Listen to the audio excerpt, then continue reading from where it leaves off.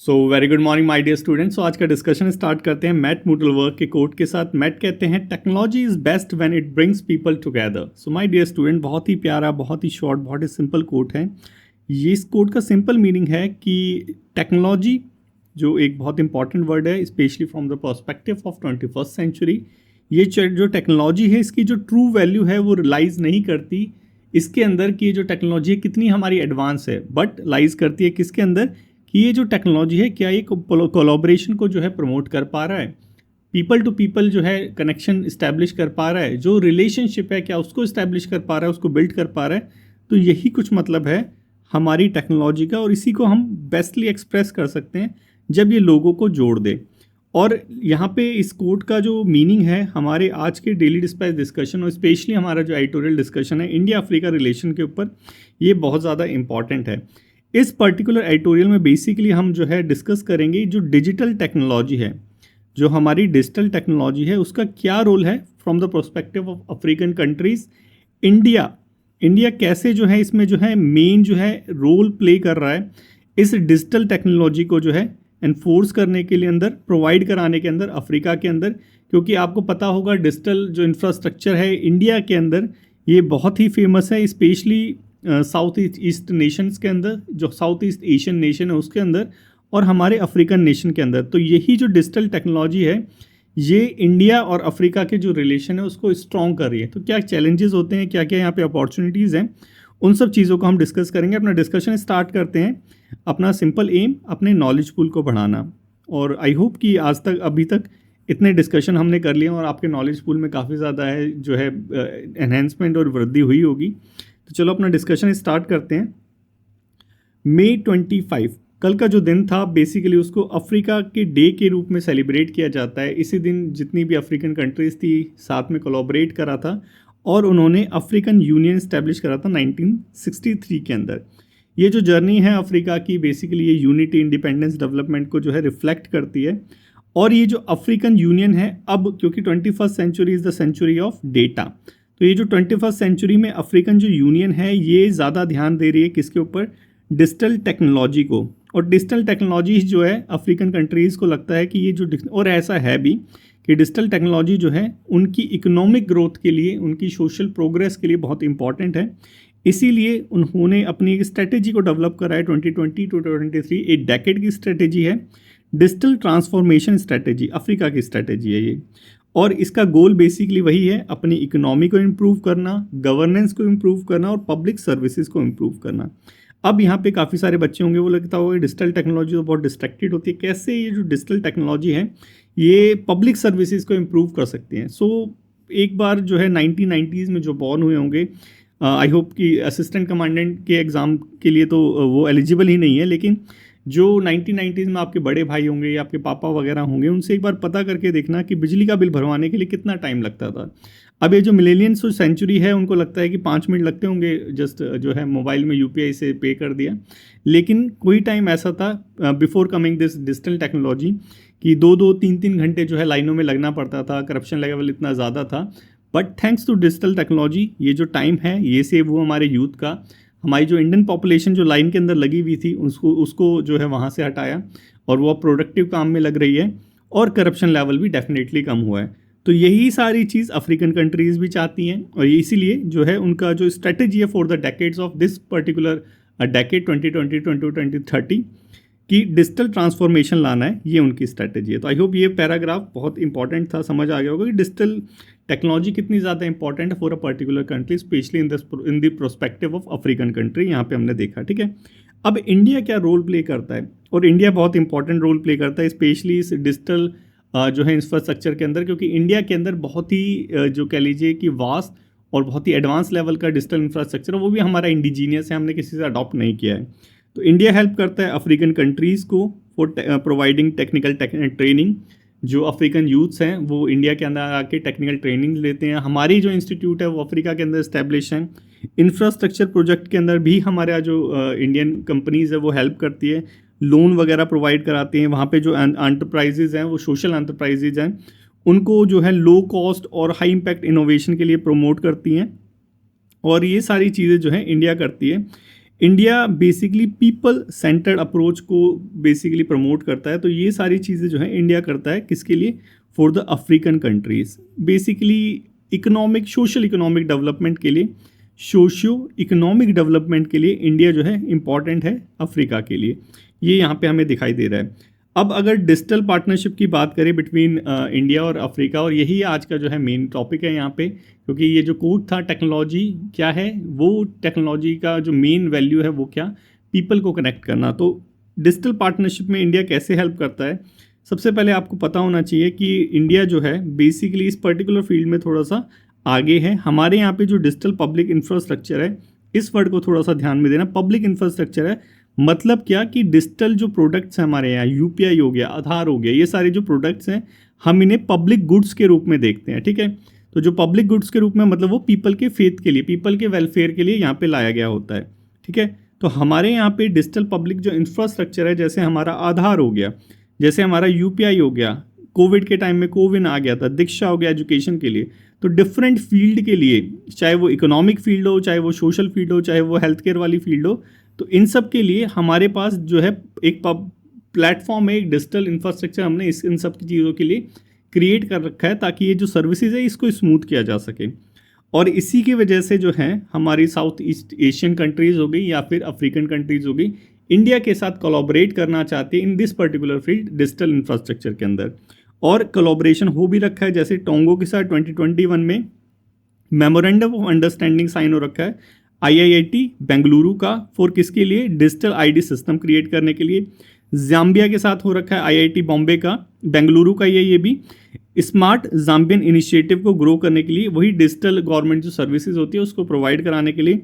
ऐसे ही नाम्बिया के साथ जो है हमारा national payment corporation of India है, इसका एक पैक्ट साइन हो रखा है यूपीआई लाइक सिस्टम जो है वो डेवलप करने के लिए। घाना के साथ उसका पेमेंट सिस्टम उसको डेवलप करने के लिए हमारा जो है यहाँ पे उसके साथ पैक्ट हो रखा है। तो अफ्रीकन कंट्रीज़ इंडिया के लिए बहुत इंटरेस्टेड है, क्योंकि इंडिया जो है low cost open source scalable digital platform जो है प्रोवाइड कराता है, इसीलिए इंडिया बहुत इंपॉर्टेंट है अफ्रीका के लिए, और अफ्रीका भी इंपॉर्टेंट है इंडिया के लिए, किस लिए, मिनरल्स के लिए। सिंपल चीज़ एकदम। अब ये जो कॉन्सेप्ट है इसी को वर्ड दे दिया गया है क्या, डिजिटल डिप्लोमेसी। ये क्या है कॉन्सेप्ट, डिजिटल डिप्लोमेसी। तो इस डिजिटल डिप्लोमेसी में बहुत सारी कंट्रियाँ हैं जो अफ्रीका के अंदर इंटरेस्टेड है, because of their material, because of their minerals, जो वहाँ पे मिनरल्स पाता है उस पर्टिकुलर चीज़ के लिए। अब जो अफ्रीकन कंट्रीज़ है ये भी किसी के लिए पॉलिटिकली लॉयल नहीं है, जस्ट उसकी जो नीड है जो सेटिस्फाई करेगा उसके साथ जो है वो पार्टनरशिप कर लेंगे। सिंपल चीज़ है। चाइना एक मेजर प्लेयर है इन सब चीज़ों में, क्योंकि चीफ फाइनेंशियल जो है वो असिस्ट प्रोवाइड कराता है, वो डेप्ट ट्रैप वाली स्ट्रैटेजी, श्रीलंका का हम्बनटोटा पोर्ट, और लार्ज स्केल इंफ्रास्ट्रक्चर में भी चाइना डोमिनेट करता है, ठीक है। तो चाइना का मुकाबला अगर इंडिया करना चाहे for the term of money तो बहुत ज़्यादा इम्पॉसिबल है, क्योंकि चाइना जो है उसकी जीडीपी ज़्यादा है, सिंपल चीज़ है इतनी। अब इंडिया हो गया, यूएसए हो गया और यूरोपियन यूनियन जो हो गया, इसका इन्फ्लुएंस अफ्रीका के डिजिटल फ्यूचर के ऊपर देखने को मिलता है। लेकिन इंडिया इन सब चीज़ों में थोड़ा सा स्टैंड आउट है, मतलब स्टैंड आउट मतलब अलग है। इन सब जो कॉम्पिटिटर्स हैं हमारे, चाइना हो गया, चाहे वो अमेरिका हो गया, चाहे वो हमारा यूरोपियन यूनियन हो, इन सब चीज़ों से इंडिया थोड़ा सा अलग है। क्यों? क्योंकि जैसे मैंने आपको बताया था, हम इसे क्या बोलते हैं, डिजिटल पब्लिक इंफ्रास्ट्रक्चर। तो इंडिया ये जो डिजिटल टूल्स हैं इसको एज अ पब्लिक गुड्स देखता है, ना कि इसको जो है सर्विलांस के मेथड या फिर इसको कंट्रोल करने के लिए या डोमिनेट करने के लिए देखता है। तो इस पर्टिकुलर चीज़ से इंडिया जो है अलग हो जाता है, और इसीलिए जो है इंडिया का फोकस और अफ्रीका का इंटरेस्ट इंडिया की तरफ ज़्यादा है, ठीक है। इंडिया इनकरेज करता है, देखो इंडिया दो चीज़ वो देखता है, एक तो कोलैबोरेशन तो डेफिनेटली हम करते ही करते हैं, इस कोलैबोरेशन में हम टेक्नोलॉजी को ट्रांसफ़र तो करते ही करते हैं, प्लस इसके साथ हम जो लोकल बेस्ड जो नीड होती है, मतलब टेलर मेड जो अप्रोच है हमारी, उसको फॉलो करते हैं। ऐसा नहीं कि लेट्स से कि इंडिया के अंदर जो हमारा यूपीआई सिस्टम चल रहा है जस्ट वही जो टेक्नोलॉजी ट्रांसफ़र कर दी, अफ्रीकन कंट्रीज़ की जो नीड है उसके अकॉर्डिंग उसको डेवलप भी करती है इंडिया। तो ये इंडिया का जो रोल है, एक तो पब्लिक गुड्स वाला और ये जो कोलैबोरेशन वाला विद टेलर मेड अप्रोच, ये इंडिया को थोड़ा सा अलग बना देता है, और इसीलिए इंडिया जो है अफ्रीका के साथ काफ़ी अच्छे रिलेशन रखता है, specifically this particular field digital technology, ठीक है। अब अपॉर्चुनिटी और चैलेंजेस तो हर जगह रहते हैं। अपॉर्चुनिटी तो हमने ऑलरेडी देख ली, कितनी सारी अपॉर्चुनिटीज़ है। चैलेंजेस जो मेन यहाँ पे हैं वो हैं ये वाले चैलेंजेस। ये वाला कोलैबोरेशन जैसे वो कोलैबोरेशन था वैसे ही हमारा आईआईटी मद्रास ने कर रखा है। चैलेंजेस है इंटरनेट और डिवाइसेस। देखो इंटरनेट डिवाइसेस जो हैं इंडिया के अंदर भी अगर देखें तो 100% जो है इंटरनेट कनेक्टिविटी इंडिया के अंदर भी नहीं, कई कई ऐसे एरियाज़ हैं जहाँ पे जो है नेटवर्क ही नहीं आते, तो डिजिटली इंडिया भी डिवाइड है। तो सिमिलरली अफ्रीका का भी यही हाल है, क्योंकि हाई कॉस्ट और ये जो डिवाइसेस हो गए इंटरनेट, इसका हाई कॉस्ट की वजह से अफ्रीका में ये बहुत ज़्यादा जो है चैलेंज करता है, क्योंकि डिजिटल ये जो हमारा पूरा इंफ्रास्ट्रक्चर है ये इंटरनेट के ऊपर ही टिका हुआ है, और इंटरनेट की जो हाई कॉस्ट है ये एक चैलेंज है हमारी अफ्रीकन कंट्रीज़ के लिए। सेकंड चीज़ कनेक्टिविटी। अब इंटरनेट नहीं लगे तो कनेक्टिविटी कैसे होगी, तो वही सेकंड चैलेंज हो गया हमारा, जो हमारी पुअर कनेक्टिविटी है रूरल एरियाज़ के अंदर, प्लस हमारा जेंडर गैप। अब जो मेल और फीमेल है इनका जो डिवाइड है वो डिजिटली भी देखने को मिलता है, और इंडिया के अंदर भी देखने को मिलता है, चाहे वो मोबाइल फ़ोन एक्सेस हो गया, चाहे वो इंटरनेट एक्सेस हो गया।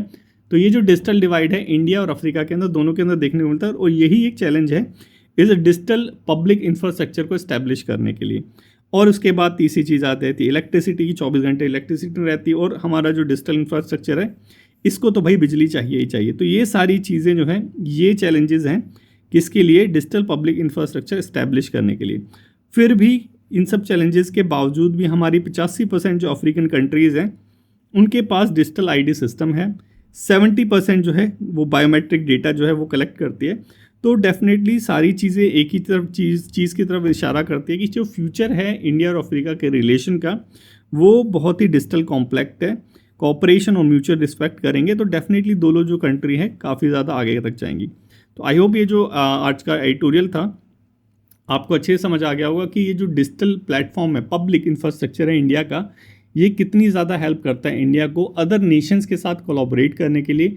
स्पेसिफिकली इस पर्टिकुलर एडिटोरियल में हमने डिस्कस करा अफ्रीका इंडिया रिलेशन के बारे में। सिमिलरली साउथ एशियन जो हमारे साउथ ईस्ट हमारे जो एशियन नेशंस हैं उनके साथ भी इंडिया बहुत अच्छे से कोलैबोरेट करता है, but in this particular field. तो आई होप ये समझ आ गया होगा। अगर समझ आ गया हो तो मेरे प्यारे बच्चों इस क्वेश्चन को अटैम्प्ट करने की कोशिश करना।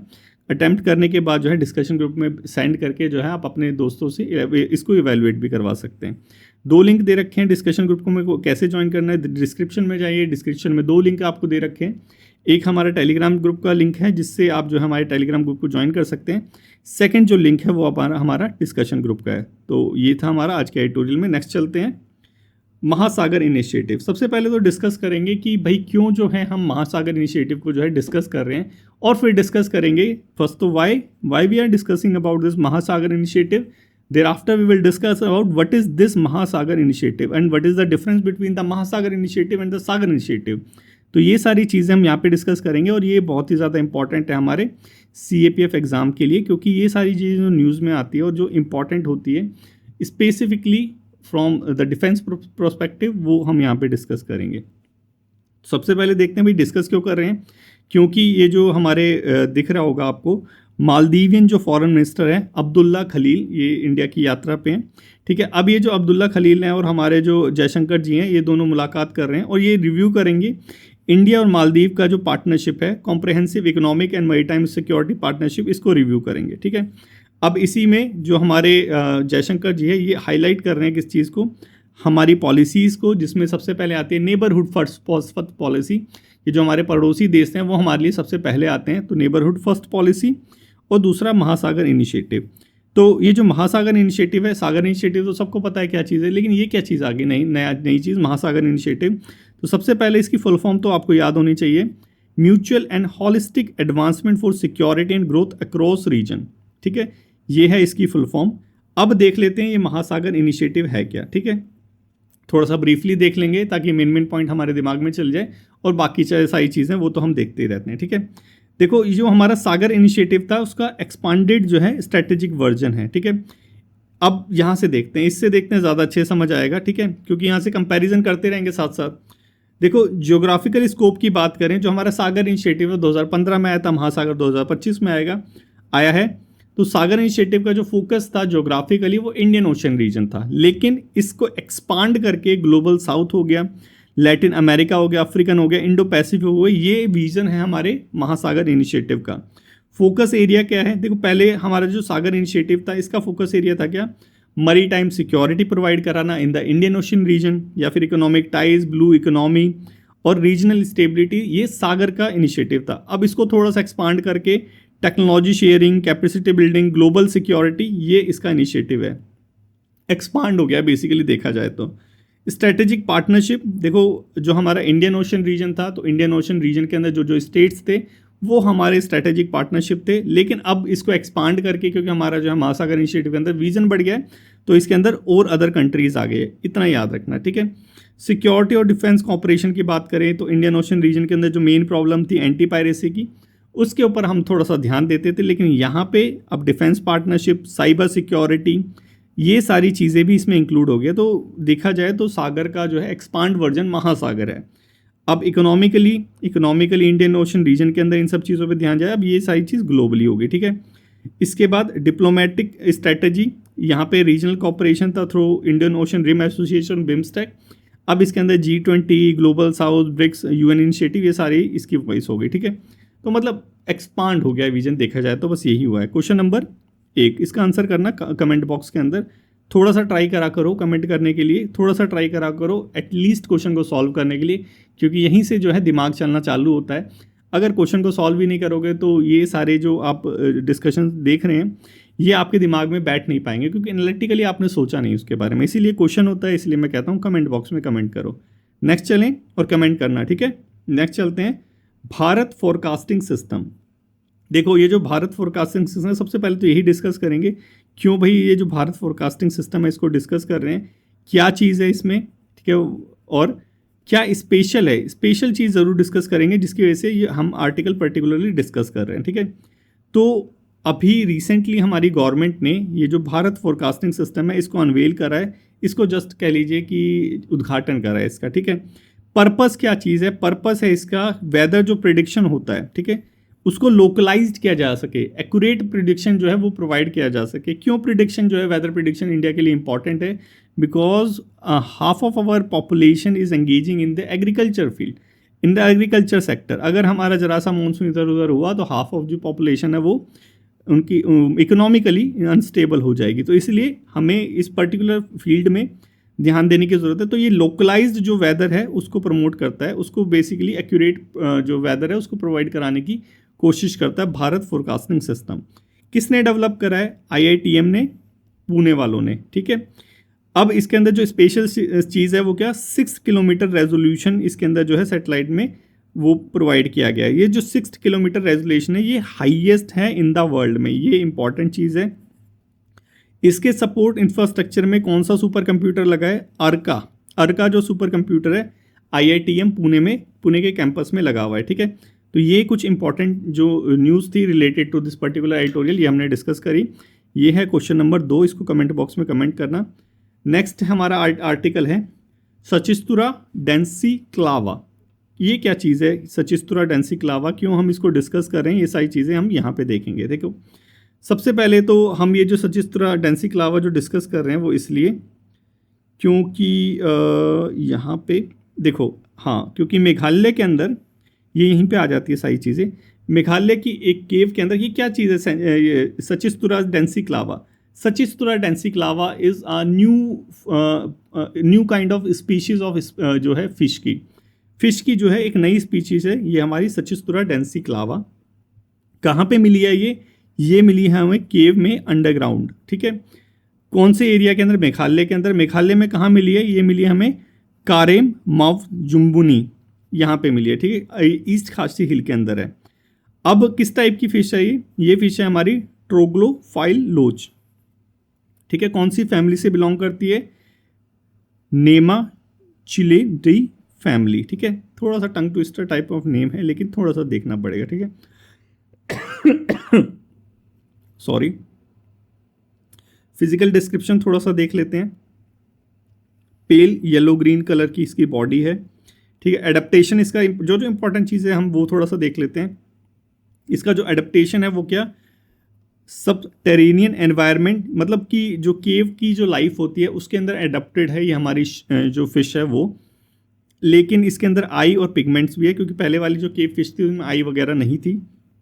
मेल फीमेल में अगर देखें तो सेक्सुअल डायमॉर्फिज्म है, मतलब मेल फीमेल थोड़ी अलग अलग दिखती हैं। जेनेटिकली देखें तो एकदम नई स्पीशीज़ है और एंडेमिक है। एंडेमिक मतलब उस पर्टिकुलर सिस्टम, केव सिस्टम में ये पाई जाती है, इससे बाहर नहीं पाई जाती। बस ये छोटी छोटी थोड़ी इन्फॉर्मेशन थी, ये थोड़ा सा याद रखना। क्वेश्चन नंबर 3 है, इसको कमेंट बॉक्स में कमेंट करो। देखो इसका आंसर कर पा रहे हो नहीं कर पा रहे, अगर इसका आंसर अभी कर पा रहे हो तो एग्जाम में भी आप आंसर कर पाओगे। ठीक है, नेक्स्ट देखें। नेक्स्ट है हमारा नागा शंकर टेम्पल। कहाँ पे है नागा शंकर टेम्पल? ये नागा शंकर टेम्पल है हमारा असम के अंदर। वर्ल्ड टर्टल डे के अंदर बेसिकली इस पर्टिकुलर टेम्पल को model temple for turtle conservation का डेजिग्नेशन दिया गया है। अब थोड़ा सा इस नागा शंकर टेम्पल को थोड़ा सा देख लेते हैं। इससे पहले ये चीज़ थोड़ा याद रखना, वर्ल्ड टर्टल डे जो है वो मई 23 को बनाया जाता है। नागा शंकर टेम्पल जो है किसने बिल्ड करा था? नागा शंकरेन ऑफ नागा खान ने, ठीक है, 14th सेंचुरी के अंदर। किसका मंदिर है ये मंदिर है हमारे शिवजी भगवान का, लॉर्ड शिवा का। कहाँ सिचुएटेड है? ये है ब्रह्मपुत्र नदी के नॉर्थन बैंक पे, नॉर्थ किनारे पे। इसके बाद इसको रिपेयर किसने कराया था? अहोम किंग सुसेन फा ने इसको जो है रिपेयर करवाया था। और वर्ल्ड रेयरेस्ट जो स्पीशीज़ ऑफ टर्टल है ये इस पर्टिकुलर टेम्पल के पॉन्ड में पाती है। तो इस टेम्पल को थोड़ा सा याद रखना क्योंकि ये काफ़ी बारी न्यूज़ में आता है। ठीक है, क्वेश्चन नंबर शायद 5 है, इसको भी कमेंट बॉक्स में कमेंट करने की कोशिश, 4 है, कमेंट बॉक्स में कमेंट करने की कोशिश करो, देखो होता है या नहीं होता। और ये हमारे जो लास्ट डेली डिस्पैच था उसके सॉल्यूशंस हैं, एक बार टैली कर लेना कि आपके जो आंसर है वो सही है या नहीं है। तो आज की डिस्कशन में बस इतना ही था। आई होप आपको अच्छे से डिस्कशन समझ आ गई होगी। थैंक यू सो मच मेरे प्यारे बच्चों, कल फिर मिलते हैं, टेक केयर।